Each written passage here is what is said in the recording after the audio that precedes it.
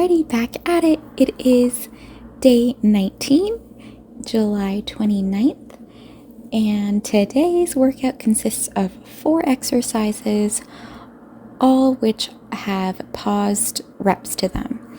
So it's kind of like a tempoed, if you think of a tempoed exercise. For the first one, I am starting off with crossbody bicycles. So setting up, my elbows are nice and out to the side, my head is up off the ground, upper back is just a little bit off the ground, and my legs come up to 90-90. So 90 degrees from my upper thighs to torso, 90 degrees with my knees. And then I am moving so that I'm touching we're going in the direction of elbow to knee. And then I'm pausing in the center before I go on to the other side. So for this one, it is side, middle, other side. Right? Exhaling as I contract over to the side. And for this one, I did 30 total.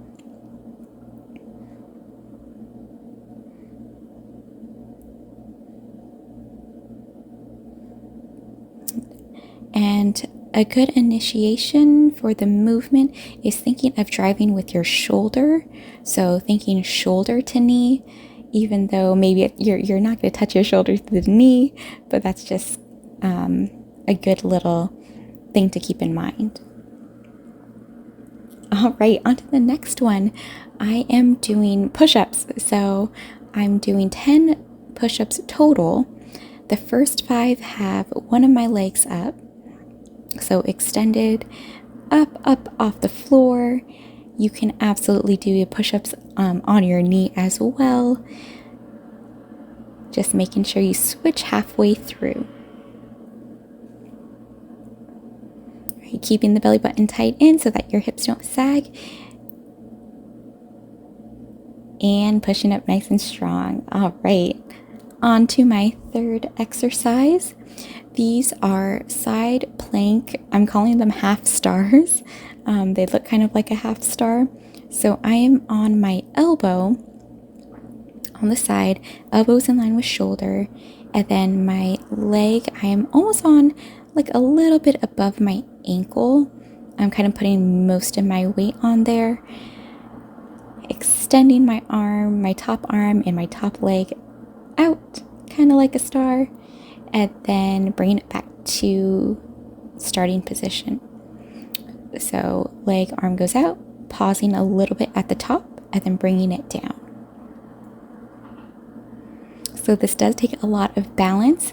You can, if it's too much, you can also go down on your knee. So be on your knee instead of your foot or / ankle. All right. I did 10 there, and then I'm going over to my other side. Got to do 10 on the other side, keeping it even. So I'm setting up so that I am symmetrical to what I did on the other side. Elbow and shoulder are in line. Arm and leg go out. I'm trying to tuck my belly button in to help with the balance.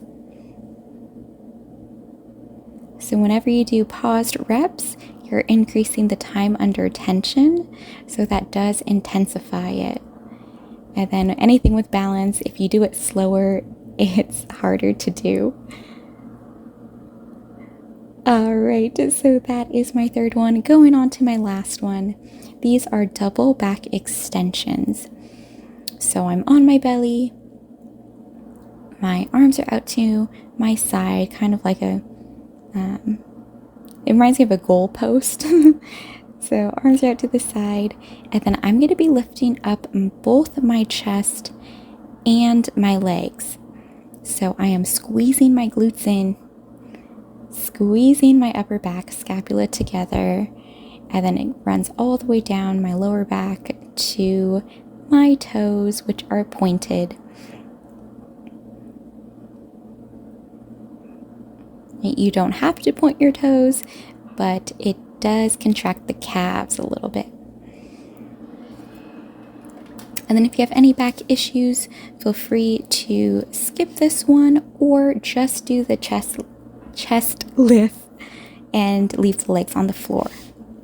And my thought process for today was stop whining and start winning. So how often are you complaining, and how often does it make you feel better about this situation? If you're anything like me, you probably feel worse. Now, if you're complaining because you want help, then you can try just asking for it. Sometimes people complain and it's kind of like they're asking for help, but a little indirectly. So if you just try asking for the help, it tends to come off a little bit more approachable.